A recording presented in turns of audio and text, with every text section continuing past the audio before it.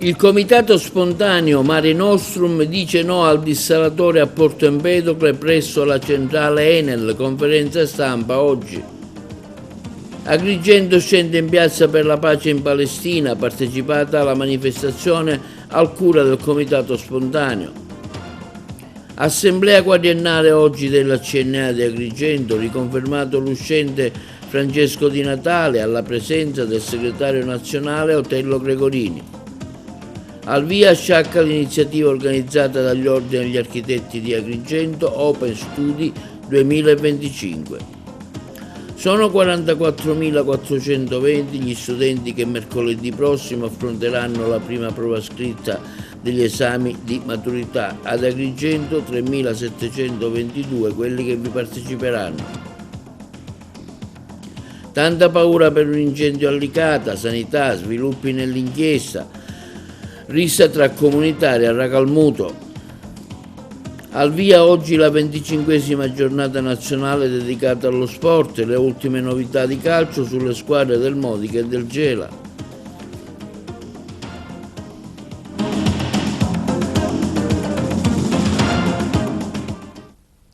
Buongiorno, benvenuti col nuovo appuntamento di oggi di TV Notizie di sabato 14 giugno. Si è svolta stamani la conferenza stampa del Comitato Cittadino Spontaneo Mare Nostrum a Porto Empedocle per ribadire il no al dissalatore e presso la centrale Enel una petizione sarà presentata per la discussione al Consiglio Comunale Empedoclino.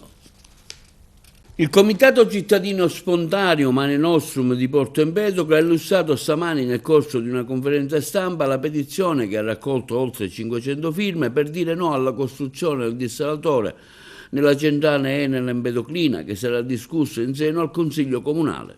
Il dissalatore di Porto Empedocle sicuramente è un'opera strategica, non si discute su questo aspetto, si discute su tutto quello che è invece il disservizio che crea al territorio e che è sotto gli occhi di tutti. Il sorgere anche di comitati spontanei che sono totalmente apolitici, apartitici è sintomo di questo sentimento. Per questo vogliamo raccogliere il testimone e anche portare la discussione all'interno del Consiglio Comunale al fine di rendere la discussione sul punto il più aperta possibile, includendo anche non solo le attività commerciali ma il territorio nella sua interezza.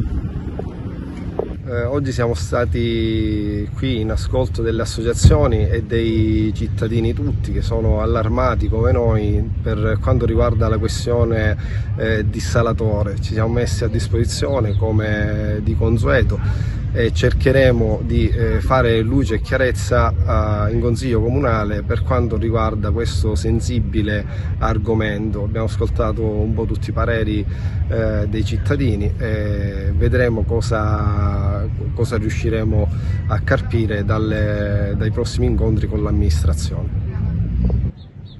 Dopo il nostro comunicato del coordinamento cittadino dei Fratelli d'Italia, diciamo che le associazioni, un po' tutti, diciamo le acque su Porto Empedocle si sono smosse.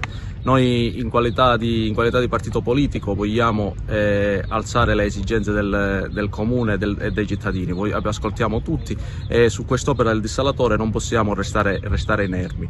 Noi non chiediamo che il dissalatore non venga fatto, ma chiediamo che venga realizzato assolutamente, anche se ce n'è bisogno anche 2 o 3, ma dall'altra parte della città, nella zona Asi, non qui nella spiaggetta dove sorge la centrale Enel, perché continuerebbe a deturpare un territorio e blocca un potenziale turistico che questo territorio ci offre. Stamattina ci siamo incontrati alcuni cittadini di Porto Empedocle che abbiamo costituito questo comitato spontaneo chiamato Mare Nostrum, ma che di fatto è aperto a tutta la città e per la motivazione che sosteniamo abbiamo anche fatto una raccolta di firme, una petizione, perché chiediamo che il dissalatore venga installato in fase definitiva in questa zona, che è la zona naturale, la zona vocata industriale, dove 35 anni fa già si sono realizzati degli impianti di dissalazione, dotata di tutte le opere a corredo necessarie. Si sta facendo invece uno sventramento del centro urbano, si stanno spendendo un sacco di soldi, non entriamo nel merito né di come sono stati affidati i lavori né delle spese sostenute.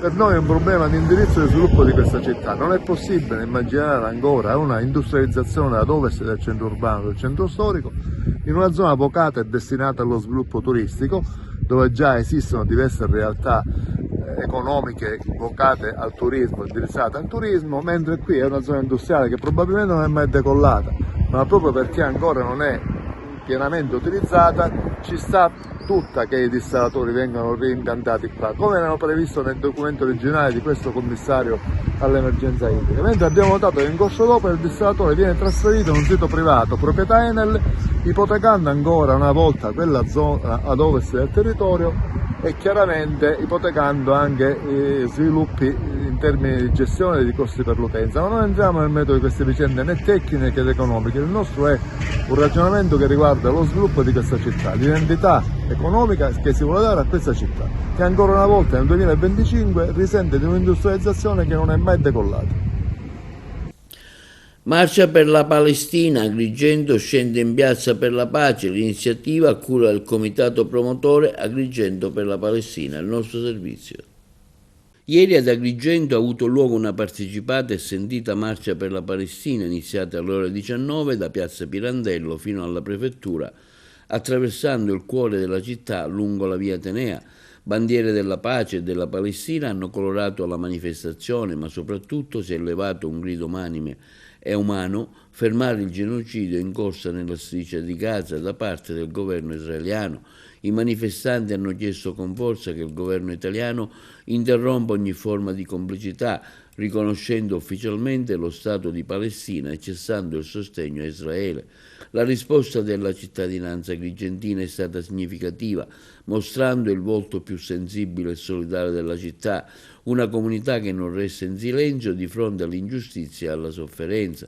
Il comitato promotore dell'evento Agrigento per la Palestina ha lanciato inoltre un appello alle istituzioni di Agrigento.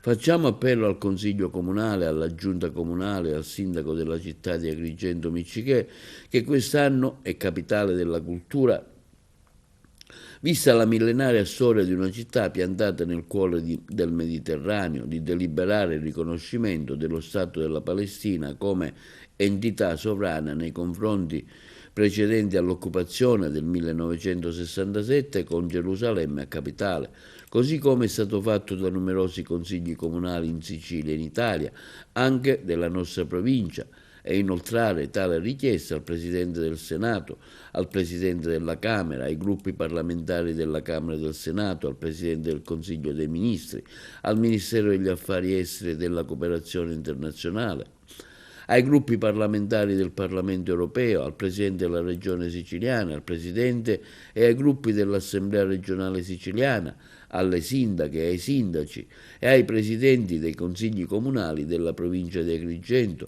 Chiediamo inoltre, conclude il Comitato di Agrigento, di farsi promotore nella istituzione di un tavolo della pace attraverso il quale vengono rafforzate le iniziative di dialogo e concordare azioni comuni di sensibilizzazione.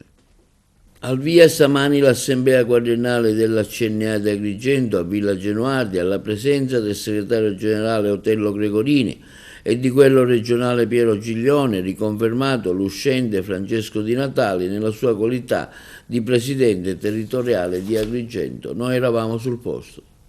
Oggi qui ad Agrigento per questa assemblea quadriennale si fa un bilancio dell'attività svolta nel territorio, ma anche in prospettiva quello che c'è da fare, e sicuramente sarà tanto per le imprese artigiane del territorio.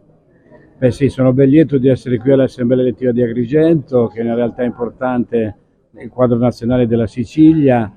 L'occasione dell'Assemblea è per fare il punto dell'andamento dell'attività, il lavoro svolto, la prospettiva futura.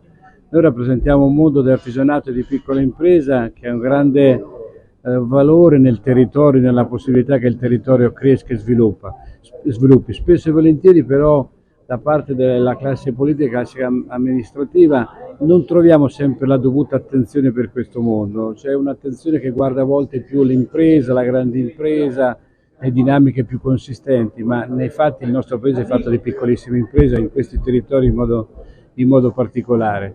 Quindi siamo impegnati a tutti i livelli per fare in modo che l'artigianato e l'impresa diffusa nel nostro territorio possa consolidarsi e superare queste fasi che non sono così ottimali. Vediamo che i dazi, il problema dei conflitti che continuano ad aumentare invece di diminuire, creano incertezze e questo non aiutano le piccole imprese che avrebbero bisogno di un quadro di riferimento su cui poter operare. L'estate col turismo in un qualche modo ci aiuta, siamo impegnati a fare in modo, quando si arriva in autunno, che tutte le risorse del PNR, dei fondi strutturali, siano scaricate a terra e ci sia la possibilità per le imprese di rifare investimenti e guardare il futuro con minore preoccupazione. Sì, la CNA in questo periodo si trova in una fase assembleare, ogni 4 anni rinnoviamo le cariche. Agrigento, oggi è toccata ad Agrigento, lo stiamo facendo in tutta la Sicilia, per arrivare il 18 di luglio con l'assemblea regionale, dove faremo un'iniziativa, come dice lei, faremo il quadro delle attività che abbiamo sviluppato in questi 4 anni e le lanceremo per il futuro per le nostre imprese. In un momento delicatissimo della nostra economia, dove da un lato le imprese cercano di mettersi in gioco, dall'altro troviamo da parte delle istituzioni a vari livelli un taglio della spesa, somme che vengono trasferite al nord, costi per la burocrazia, per la gestione dei servizi per quanto riguarda l'autotrasporto, che hanno un costo quasi di 20 milioni l'anno. La CNA è pronta a sedersi nei tavoli per poter discutere del futuro delle nostre imprese. Alle imprese servono misure che siano a misura delle imprese, non finanziamenti a pioggia che magari non vengono utilizzati e poi magari si trovano in difficoltà. Il taglio di 20 milioni di euro ai confidi sicuramente non è una buona notizia, no? Sì, questo ce lo troviamo con l'ultima delibera di giunta, un taglio di 20 milioni che erano le somme che erano destinate ai confidi, sia per la patrimonializzazione sia per l'abbattimento in conto interessi. Erano le somme che le associazioni di categoria avevano messo nella contrattazione periodo del Covid, che non sono stati mai utilizzati pur avendo messe a disposizione la nostra competenza per trovare una sintesi per poterle erogare ai confidi. Oggi ci troviamo che questi 20 milioni sono stati spostati per una misura di IRFIS, così si dice, in completamento delle misure che non avevano la capienza per poter completare la graduatoria. È un fatto negativo dove la concertazione purtroppo non avviene nei tempi e nei modi in cui noi l'abbiamo chiesta. Lì apriremo un'avvertenza importante perché i consorzi fidi sono un volano importante per le imprese. I 20 milioni potevano portare e produrre garanzie per un moltiplicatore di 20, quindi 400 milioni di euro che arrivavano per le nostre imprese. Dall'altro con il Medico Credito Centrale a Regione ha messo più di 100 milioni a disposizione per le banche, quando le imprese, quelle più che hanno necessità di essere sostenute, non hanno questa possibilità di usufruire del Medico Credito Centrale. Professore Tuzzolino, oggi qui in questa interessante convention, in questa location, c'è questa assemblea elettiva quadriennale della CNA e si firmerà un importante patto d'intesa di collaborazione con il Polo. Di cosa si tratta? Bene, io sono qui presente in questa giornata, questa manifestazione che ritengo molto importante per testimoniare la presenza dell'Università di Palermo, del Polo Territoriale Universitario di Agrigento, che lavora insieme a CNA e che vuole veramente costruire delle relazioni attraverso le quali i nostri studenti, i nostri laureati possano davvero trovare nel tessuto produttivo del territorio uno sbocco e una efficiente occupazione. Abbiamo lavorato tanto alla costruzione di una convenzione che oggi firmeremo per tirocini, per un legame più diretto tra l'università e il mondo delle imprese e dell'artigianato. Mi pare molto importante perché al di là della formazione teorica che noi diamo all'interno dei nostri corsi universitari, dovremmo, e pensiamo di farlo così, creare i presupposti perché i nostri giovani trovino lavoro nel territorio, occupazione nel territorio, anche attraverso i tirocini curriculari che sono già una presa di contatto con le aziende, con le imprese e che testimoniano veramente un modo diciamo, moderno e intelligente di collegare università e territorio. Oggi assemblea elettiva quadriennale da parte della CNA, un bilancio di questo suo quadriennio e si andrà verso la rielezione. Sì, oggi celebriamo la nostra assemblea quadriennale elettiva. Si stanno svolgendo in tutta Italia le assemblee in realtà, perché arriveremo a dicembre con l'elezione del Presidente nazionale. Lo stiamo facendo in una splendida location, per la quale ringraziamo il Sovrintendente dei Beni Culturali. Ma siamo orgogliosi anche di avere oggi presente qui con noi il Segretario Generale Otello Gregorini, a dimostrazione del fatto che c'è un grande interesse nei confronti della nostra CNA da parte di CNA Nazionale. Abbiamo anche il piacere oggi di sottoscrivere un accordo con il polo universitario, quindi con il professore Tuzzolino, proprio per mettere insieme una filiera che veda giovani studenti, quindi università e imprese, per cercare di formare nuove expertise che abbiano comunque uno sbocco a livello occupazionale nel territorio, quindi formare gente che abbiano la possibilità di lavorare, perché vengono formati rispetto alle esigenze delle imprese. Poi avremo il prefetto, Sua Eccellenza il prefetto, con il quale abbiamo instaurato un rapporto di collaborazione in un'ottica di legalità nei confronti delle imprese e del tessuto produttivo del territorio. Sì, certo, il libero consorzio deve essere a fianco di queste istituzioni, perché la CNA possiamo dire che è un'istituzione come anche altre che tengono veramente in piedi il tessuto produttivo di tutto l'Agrigentino. Ecco, sono sempre a servizio delle imprese, specialmente delle medie e piccole imprese, e quindi danno il sostegno giusto per andare avanti e per crescere, anche perché le grandi aziende sono attrezzate e sono ben coordinate e organizzate. Le piccole, medie e piccole aziende hanno bisogno, ecco, di queste associazioni che gli garantiscono un sostegno fattivo nelle nuove bandi che escono, nelle normative sulla sicurezza del lavoro, sulla competitività e quant'altro. Quindi che ben vengano queste iniziative, la provincia è accanto a loro ed è anche con loro, perché dobbiamo fare crescere un tessuto di imprese piccole, perché la maggior parte delle nostre imprese sono imprese piccole, per cercare di trasformarle in imprese medie quantomeno. A Sciacca al via Open Studi 2025 tra mostre di architettura e momenti di intrattenimento. L'iniziativa organizzata dall'Ordine degli Architetti di Agrigento. Le interviste.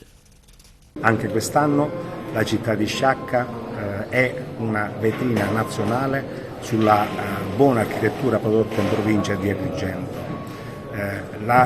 Infatti nella giornata di ieri e di oggi la città delle Terme è idealmente collegata con altre 104 città italiane dove si svolgono contestualmente, contemporaneamente le attività di Open Studi Aperti 2025.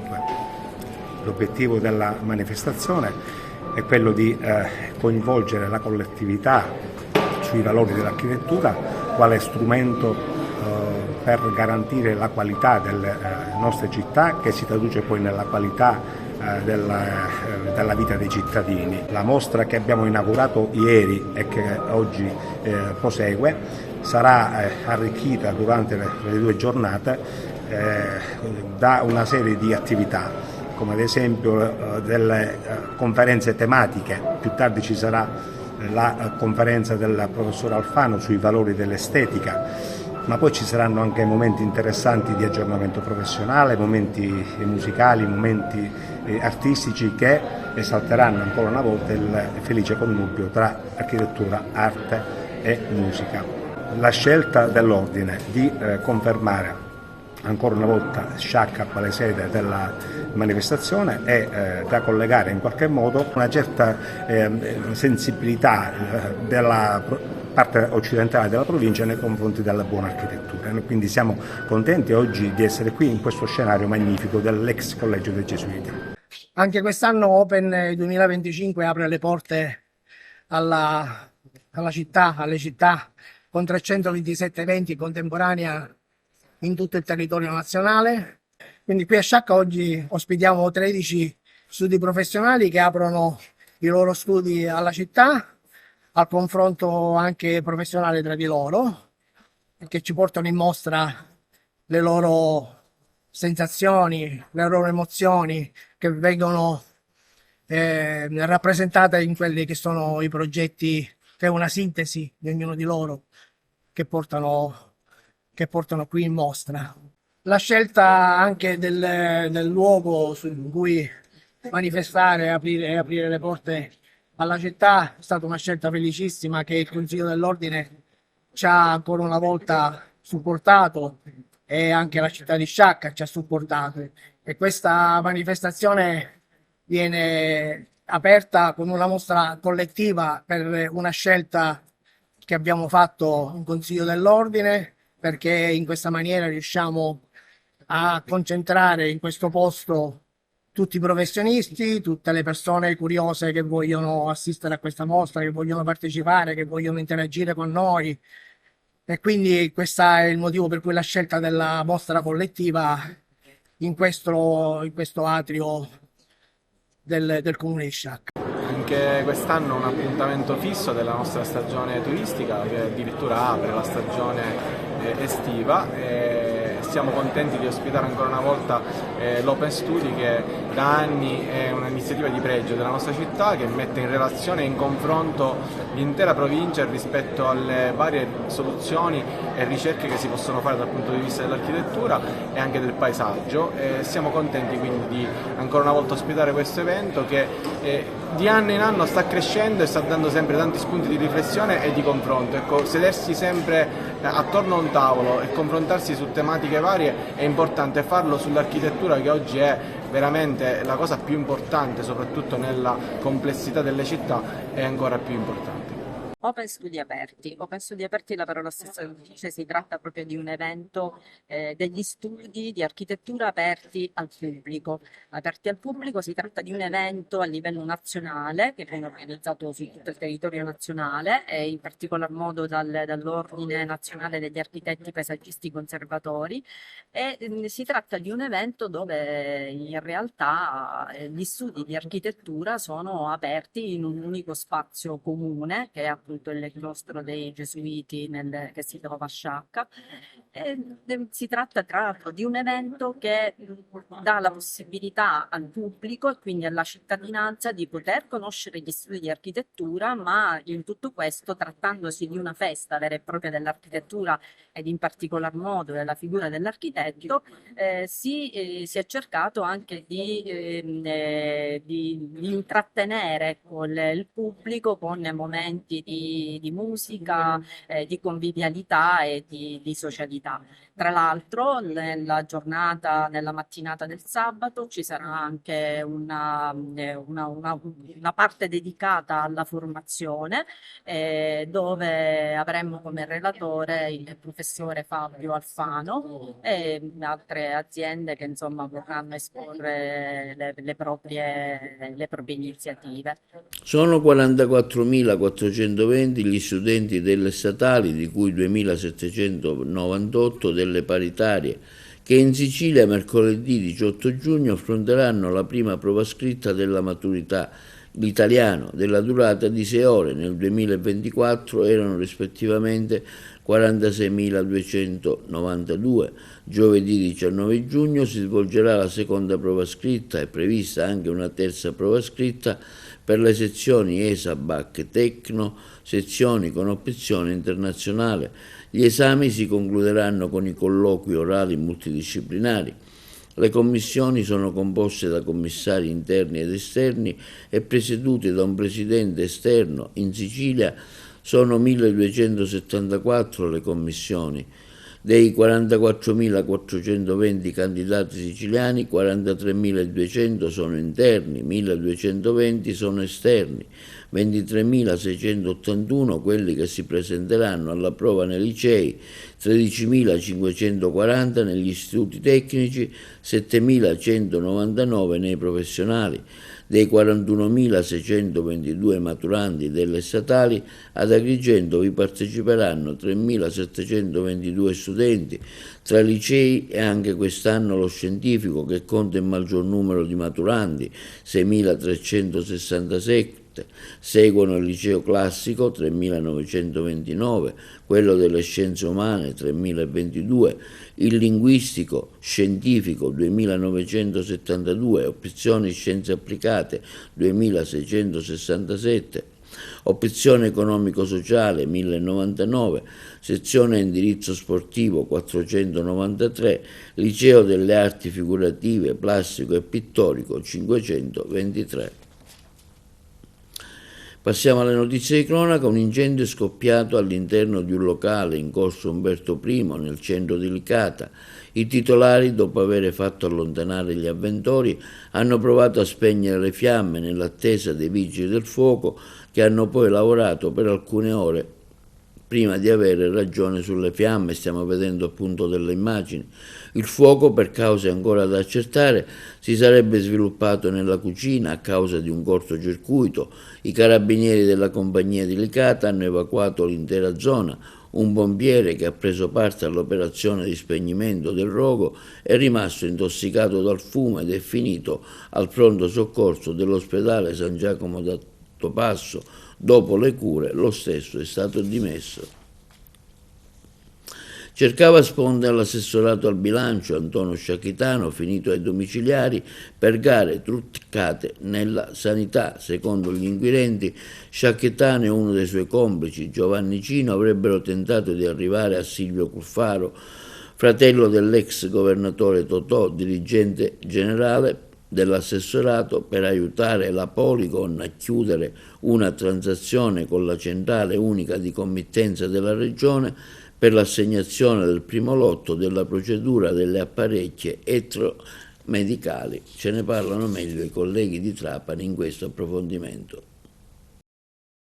E bufera sul sistema sanitario regionale dopo l'inchiesta della Procura di Palermo che ha scoperchiato un presunto sistema corruttivo nella gestione degli appalti pubblici. Al centro delle indagini Antonio Maria Sciacchitano, noto commercialista siciliano e superconsulente della pubblica amministrazione, arrestato e sospeso per 1 anno dai pubblici uffici con gravi accuse: associazione a delinquere, corruzione e turbativa d'asta. La presidenza della regione siciliana ha revocato l'incarico di presidente dell'organismo indipendente di valutazione della performance regionale affidato a Sciacchitano, una decisione inevitabile dopo la notifica dell'ordinanza del GIP di Palermo. Anche l'ASP di Trapani ha proceduto con la cessazione immediata dell'incarico conferito a Sciacchitano nel 2022 come presidente dell'OIV. Lo ha fatto con delibera firmata dal direttore generale facente funzioni Danilo Palazzolo, motivando l'atto con il venir meno dei requisiti di integrità in seguito alla misura interdittiva. Secondo gli inquirenti, Sciacchitano, detto Ninni, sarebbe stato il regista occulto di un comitato d'affari capace di influenzare appalti milionari nella sanità siciliana grazie ad una rete di contatti e una posizione chiave in più enti pubblici. Le accuse parlano di bandi pilotati, capitolati scritti su misura, promesse di denaro e incarichi a familiari, il tutto in favore di imprese compiacenti. L'operazione della Guardia di Finanza ha portato all'esecuzione di 10 misure cautelari, colpendo manager, imprenditori e professionisti tra Palermo, Trapani, Caltanissetta. L'indagine coordinata dai magistrati Maurizio De Lucia e Paolo Guido è considerata il secondo capitolo dell'inchiesta già denominata Sorella Sanità.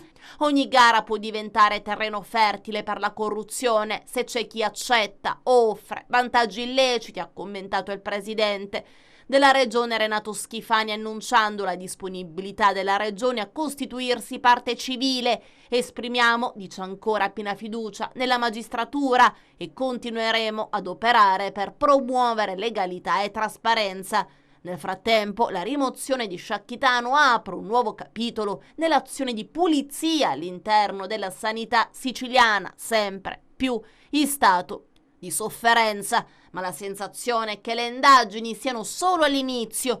Gli appalti nella sanità siciliana venivano gestiti a tavolino, secondo il copione scritto dal personaggio principale dell'ennesima inchiesta. Ed è proprio lui, Antonino Sciacchitano. Addirittura l'andamento degli appalti veniva concordato tra gli stessi componenti delle commissioni che dovevano assegnarli e le imprese che partecipavano alle medesime gare, come a giugno del 2022 per un bando dell'ASP di Trapani per cui Giovanni Cimo, faccendiere vicino a Sciacchitano, mette in contatto il commissario di gara Mario Marchese con Mario Festinese, referente dell'impresa che poi vincerà di fatto la gara, la Polygon. Marchese in una conversazione annuncia di essere abbastanza sicuro di poter garantire al gruppo imprenditoriale spalleggiato non soltanto l'aggiudicazione ma addirittura un'aggiudicazione con uno scarto di assoluto rilievo sul secondo classificato. I due provano ad adottare un linguaggio criptico parlando di mozzarelle e pane cunzato in maniera tuttavia così tanto improvvida, scrive il GIP,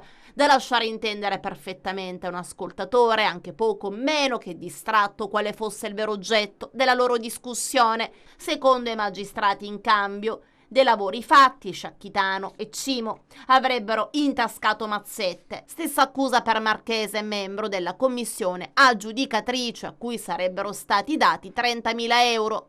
Insomma, in tutte le gare ballavano milioni, diceva così Sciacchitano, senza sapere di essere intercettato. Da presidente del collegio sindacale dell'azienda ospedaliera Arnas Civico di Palermo e quindi da pubblico ufficiale, Sciacchitano vantava rapporti strettissimi con il management del nosocomio, riuscendo ad incidere su una gara indetta, reperendo documentazione riservata, modificandole, addirittura facendone revocare la prima edizione. Linea alla regia per la pubblicità. E sull'inchiesta della sanità, più che un servizio sanitario, viene offerto un calvario. A tutto questo si aggiunge un'inchiesta per appalti pilotati, lo ha comunicato Davide Faraone, vicepresidente di Italia Viva, nel corso di Sanità Disastro e Schifani dorme, l'iniziativa organizzata a Palermo da Italia Viva, i colleghi di Palermo. Il quadro è drammatico perché mentre i cittadini non hanno come curarsi, le liste d'attesa sono infinite, i pronto soccorso sono diventati luoghi in cui si staziona per giorni e non soltanto per qualche minuto, c'è chi lucra, chi fa affari, chi si spartisce gli appalti con la connivenza di manager e politica. C'è una questione morale vera e propria in questa regione, perché se pensiamo a quello che è accaduto sulle reti idriche qualche giorno fa, anche lì con una violenta azione da parte della magistratura, e oggi questo caso della sanità, la situazione è drammatica e crediamo che bisogna intervenire celermente. Bisogna investire risorse, né il governo Meloni né il governo Schifani stanno investendo un euro. Bisogna cacciare i manager che non funzionano. Era stato detto che se le liste d'attesa il problema non fosse stato risolto, i manager sarebbero stati cacciati, invece sono tutti lì al loro posto perché difesi dai politici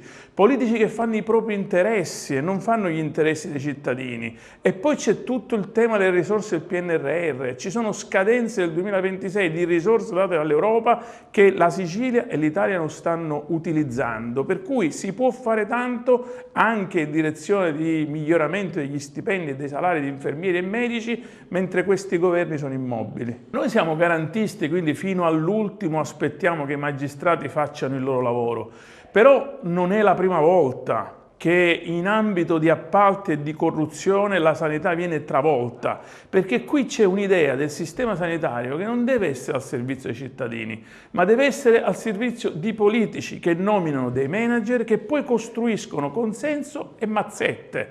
E questo è emerso ripetutamente e continua ad accadere. Il primo responsabile di questo disordine è il Presidente della Regione, che nomina i manager, che non controlla un sistema che è malato e fuori controllo, che continua a non curare i cittadini, ma continua ad arricchire imprenditori che fanno affari e politici che costruiscono consenso. è una via crucis della sanità siciliana a 360 gradi. È una sanità che non funziona sulle liste d'attesa, che non ha funzionato sugli esami istologici, che non funziona sulle spese legate al PNRR con gli ospedali di comunità e quant'altro che sono tremendamente indietro. È una sanità che avrebbe bisogno di essere commissariata perché siamo in una condizione che non è più sostenibile, ma che è sintomo di un governo regionale che sta fallendo, nonostante tutto quello che dice, in tutti i settori, dalla siccità all'impiantistica, ai rifiuti, appunto alla sanità. E le liste d'attesa sono collegate ad un sistema che evidentemente non funziona. C'è un problema di sanità territoriale che non filtra abbastanza, per cui tutti arrivano a chiedere prestazioni ospedaliere. Gli ospedali e i pronti soccorso sono intasati perché c'è un crollo della presenza dei medici, abbiamo il più basso numero di infermieri in tutta quanta Italia. Sono accusati di avere minacciato di morte 2 coniugi agrigentini con lo scopo di fargli abbandonare l'abitazione in cui vivono. Per impossessarsi dell'immobile, la Procura di Agrigento, a firma dei sostituti Battaglia e Bentivegna, aveva chiesto il rinvio a giudizio nei confronti di 3 persone. Il giudice per l'udienza primaria del Tribunale di Agrigento Mazzullo ha disposto il rinvio a giudizio di Gabriele Minio, 37 anni, mentre gli altri 2 imputati, Samuel Donzi, 25 anni, e Giuseppe Casà, 29 anni, di Agrigento, saranno giudicati col rito abbreviato. Dovranno rispondere in concorso tra loro delle ipotesi di reato di estorsione, violenza privata, rapina, danneggiamento e violazione di domicilio. Per Minio la prima udienza del dibattimento è stata fissata per il prossimo 6 ottobre davanti ai giudici della prima sezione penale del Tribunale di Agrigento. Gli altri 2, Donzi e Casà, saranno giudicati con il rito abbreviato e l'udienza è stata aggiornata all'11 settembre. I 3 erano stati arrestati e poi rimessi in libertà dai carabinieri del Comando Provinciale di Agrigento nel mese di giugno dell'anno scorso. La vicenda ruota attorno a un appartamento a Raffadali abitato da 2 coniugi e dai figli minorenni. Minio, vicino di casa della coppia, avrebbe voluto impossessarsene. Marito e moglie, nel giro di poche settimane, sarebbero stati insultati e ripetutamente minacciati. Gli imputati coinvolti con accuse diverse nell'inchiesta di mafia che fra dicembre e gennaio avrebbe disarticolato le famiglie mafiose di Villasete e Porto Empedocle. Una rissa tra extracomunitari è scoppiata tra le piazze Umberto I e Crispi a Racalmuto. Ad accorrere al primo è stato un carabiniere libero dal servizio, poi sono arrivati i suoi colleghi della locale stazione. Un immigrato è finito in ospedale con delle ferite. Il più esagitato è stato bloccato e arrestato dai militari dell'Arma.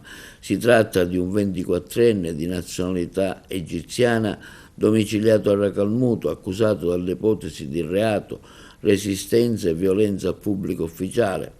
Al Tribunale di Agrigento ieri c'è stata la direttissima. Il giudice ha convalidato l'arresto e ha disposto per il giovane egiziano l'obbligo di dimora fuori dalla provincia di Agrigento. Il ruolo della Democrazia Cristiana all'interno del Partito Popolare Europeo è questo il tema di cui si è parlato nell'ambito di un convegno tenuto a Villamato a Palermo dall'ex presidente della regione Totò Cuffaro. Nell'occasione il partito ha salutato il rientro nella Democrazia Cristiana del sindaco di Bagheria Filippo Maria Tripoli. I colleghi di Palermo. Più che un passaggio è un ritorno a casa. Filippo Tripoli è democristiano per storia, per cultura, per DNA. Ha fatto questa sua esperienza importante di sindaco che noi abbiamo seguito con attenzione. Adesso sceglie di ritornare a casa sua per raggiungere nuovi traguardi e noi siamo contenti perché un partito lavora, un partito cresce, si arricchisce di nuove disponibilità umane, culturali ed elettorali. La cosa non può che farci piacere. Oggi alla presenza di Mario Mauro e Giuseppe De Mita abbiamo tessuto una parte della tela che porterà la Democrazia Cristiana a presentare la lista nelle prossime competizioni elettorali nazionali. Anche questo è molto importante. Siamo contenti perché stiamo facendo un buon lavoro e soprattutto perché raccogliamo tanta disponibilità delle persone che continuano a credere che questa idea democristiana, che sembrava spenta, era invece soltanto sopita, e basta toccare le corde del cuore per riportarla in attività. La sua azione politica rafforzerà quella del partito sia nel territorio palermitano che in tutta la regione Sicilia. La Democrazia Cristiana sta dimostrando che continua a crescere non soltanto in Sicilia ma anche in tutti i territori d'Italia. Alle ultime elezioni amministrative abbiamo affermato con forza ottimi risultati. A Taranto abbiamo superato lo sbarramento, abbiamo eletto un consigliere comunale. A Ravenna e a Genova abbiamo fatto anche dei risultati che sono sicuro porteranno la Democrazia Cristiana dove merita. Per quanto mi riguarda il popolarismo, oltre ad essere una tradizione politica che ha come riferimento il Partito Popolare Europeo, è anche un metodo di governo delle amministrazioni locali a cui noi cerchiamo di ispirarci. Quindi oggi è una giornata di riflessione su quello che è lo scenario anche globale, europeo, amministrando un territorio, amministrando una città. Io dico che bisogna amministrare il locale pensando al globale, oggi più che mai e con questi scenari geopolitici in continua evoluzione, e quindi anche riflettere su ciò che accade e quali possano essere i possibili scenari futuri non è una banalità, ma diventa una parte importante dell'attività politica, oltre quella di risolvere, i problemi quotidiani dei cittadini nel migliorare la qualità dei servizi. Soprattutto chi amministra può dare modestamente un valore aggiunto a quello che può essere questa tradizione. Dicevo poc'anzi, quando uno amministra un territorio deve avere la capacità anche dell'equilibrio e all'interno ovviamente delle regole e della legalità deve avere anche la capacità di dialogare con chi non la pensa allo stesso modo, per trovare un punto di sintesi che possa migliorare le condizioni del territorio. Io penso che questo approccio popolare alla risoluzione dei problemi può essere anche un viatico sia a livello regionale e a livello nazionale per rappresentare un'area che molto spesso oggi non ha rappresentazione, non ha rappresentatività, o meglio ha rappresentatività in tanti partiti e movimenti che poi alla fine hanno un unico denominatore comune, che è la dottrina sociale della Chiesa, che è il Partito Popolare Europeo in Europa e il popolarismo di Don Sturzo, essendo noi la patria di Don Sturzo perché siciliani. Il direttore della DIA Catanzaro interviene sul ponte sullo Stretto e sulle infiltrazioni mafiose per la realizzazione dell'opera. I colleghi di Trapani. È possibile costruire il ponte sullo Stretto di Messina senza che l''ndrangheta si infiltri nei lavori? Ve lo potete levare dalla mente. L'allerta arriva da un investigatore con una lunga esperienza nelle indagini antimafia. Si tratta di Beniamino Fazio, direttore della DIA di Catanzaro. Dichiarazioni che arrivano alla fine di un periodo complicato per i sostenitori dell'opera fortemente voluta, lo ricordiamo, del ministro Matteo Salvini. Da sempre il ponte infatti spacca in due l'opinione pubblica. Nelle ultime settimane dubbi sull'infrastruttura sono arrivati non solo dai vari comitati di cittadini ma direttamente dalle istituzioni. Allo scontro ormai noto con il Quirinale che ha bloccato la norma inserita nel decreto infrastrutture, una sorta di deroga ai controlli antimafia che nell'idea del governo sarebbero stati affidati alla struttura per la prevenzione istituita presso il Ministero dell'Interno. Si sono aggiunte le dichiarazioni del presidente dell'ANAC Giuseppe Busia, audito in Commissione Ambiente e Trasporti in merito al DL Infrastrutture. Il presidente dell'Anticorruzione ha auspicato una visione chiara di quali siano almeno i costi iniziali, spiegando che un'opera di queste dimensioni, anche finanziarie, richiede un innalzamento delle verifiche. Il riferimento è ai controlli antimafia su appalti, subappalti e forniture.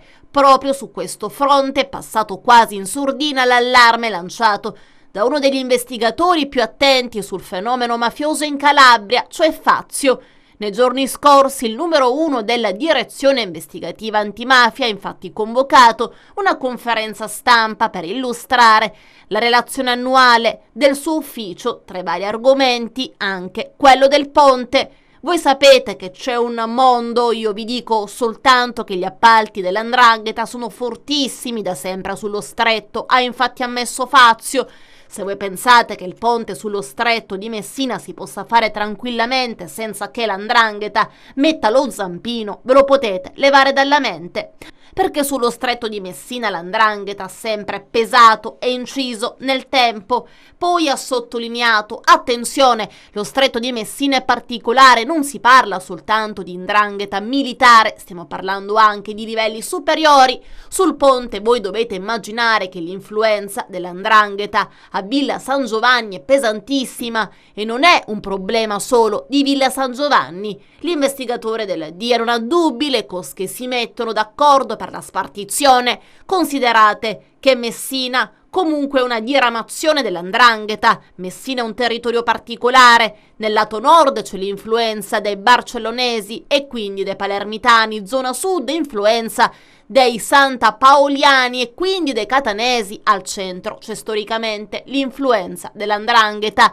La città del Ponte dunque subisce l'influenza di 3 tipi di mafie. Fazio, che in passato ha lavorato alla DIA di Reggio Calabria, parla di una 'ndrangheta a più livelli, spiegando in generale le dinamiche che ruotano attorno alla criminalità organizzata calabrese. L'investigatore parla di un livello periferico e marginale. Ci sono queste cosche, dice, che in maniera asfissiante controllano il territorio, ma poi c'è un livello diverso, quelli con giacca e cravatta, che rappresentano la dimensione affaristico-imprenditoriale del fenomeno. Poi c'è ancora un altro livello, quello inserito nelle logge massoniche. Non lo dimentichiamo che l''ndrangheta utilizza la loggia massonica da più di 30 anni come strumento attraverso il quale tessere rapporti con le istituzioni deviate, con politici e imprenditori, e da più di 30 anni che funziona così. Al via oggi anche ad Agrigento la 25esima giornata nazionale dello sport. Le manifestazioni sportive si svolgono al centro sportivo polivalente del villaggio Peruzzo a San Leone di Agrigento. L'intervista a Antonello Attanasio. Oggi Agrigento è tra le province dove si festeggia la giornata nazionale dello sport, giunta alla sua 25esima edizione, con tantissime iniziative. Oggi sabato e domani domenica addirittura ci sarà una testimonial delle Olimpiadi Milano Cortina, insomma tanta carne al fuoco. Antonella. Sì, diciamo che queste sono 2 giornate particolari, perché intanto la giornata nazionale dello sport è, come hai detto tu, è arrivata già a questa 25esima edizione, è stata istituita con un decreto del Presidente del Consiglio dei Ministri già dal 2003 e viene celebrata su tutto il territorio nazionale, normalmente nella prima domenica di giugno. Quest'anno, in maniera particolare, siccome a Roma in contemporanea c'è il Giubileo dello Sportivo, sempre in queste 2 giornate il CONI, in via diciamo eccezionale, ha deciso di spostarla pure nelle varie province in queste giornate.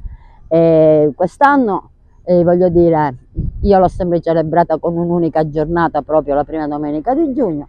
Siccome era più ampio, avevamo a disposizione queste 2 giornate, insieme al polo universitario e soprattutto con la facoltà di scienze motorie, che sta pigliando anche piede, è presente nella nostra provincia, perché lo dico perché molte neanche lo sanno, hanno già raggiunto il 3° anno, quindi quest'anno ci saranno già i primi diplomati i primi laureati con la laurea triennale. Abbiamo deciso di fare uno scambio, cioè presentare questa facoltà al territorio e contemporaneamente a questi ragazzi che la frequentano fare conoscere anche le realtà sportive del nostro territorio. Quindi stamattina stiamo facendo questi tornei, perché i ragazzi dell'università, insieme anche a quelli dei licei, abbiamo presente pure il liceo Leonardo in qualità di liceo sportivo. Stiamo facendo dei tornei di calcio a 5, di pallacanestro e di pallavolo, sempre per coinvolgere i ragazzi, mentre domani ci sarà quella classica che vedrà la presenza di federazioni sportive, società sportive, enti di promozione, associazioni benemerite, e sarà, diciamo, un grande raduno di sportivi dove si possono provare le discipline che vengono dimostrate e quant'altro. Tra l'altro, come diciamo elemento importante, avremo la presenza anche di Emma Colletti, che è una campionessa italiana assoluta di kumite, che è stata selezionata dal CONI come una delle 3 testimonial della fiaccola di Milano Cortina, Come sappiamo avremo noi le Olimpiadi invernali che partiranno il 6 febbraio del 2026 e Agrigento il 16 dicembre avrà l'onore di ricevere la fiaccola olimpica che proviene dalla città di Palermo e come stavo dicendo, insieme a Sando Tirnetta e a Matteo Platania sono stati selezionati questi 3 ragazzi che saranno gli ultimi 3 tedofori, cioè quelli che avvicineranno la fiaccola nella nostra città, che preciso adesso non so dove sarà, diciamo, fissato il tripode, però sicuramente sarà il Tempio, a questa stazione, comunque arriverà ad Agrigento nella serata del 16 dicembre. E sempre per lo sport vediamo ora un servizio curato dal collega Carmelo Lentini sulle ultime gare di calcio che riguardano il Gela e il Modica. Lentini. Sta per calare il sipario sull'ultimo atto del campionato di eccellenza. Si disputeranno domenica a partire dalle ore 16:30 le partite di ritorno delle finali dei play-off nazionali riservate alle squadre seconde classificate del campionato di eccellenza. Il Gela di mister Gaspare Cacciola è chiamato ad una vera e propria impresa al Presti contro il Canosa, a tentare di ribaltare la sconfitta subita nel match d'andata, dove ha subito un pesante 0-2. Si tratta di un compito difficile ma senza dubbio possibile. Una città intera spingerà il Gela a realizzare l'impresa per approdare in Serie D.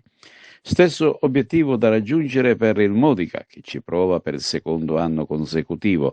La formazione rossoblu della Contea, dopo aver vinto in casa domenica scorsa con il risultato di 3-2 contro la formazione campana del Real Normanna Versa, cercherà di lasciare indenni lo stadio Augusto Bisceglia per approdare finalmente nella massima serie dilettantistica che manca a Modica da troppo tempo, esattamente da ben 15 anni.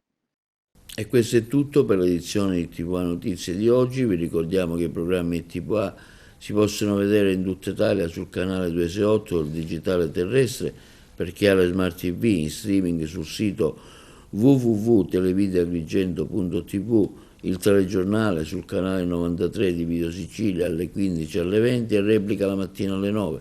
Inoltre i nostri servizi si possono visionare sul canale YouTube di TVA Televideo Agrigento. E questo è tutto per oggi e vi auguriamo un buon fine settimana.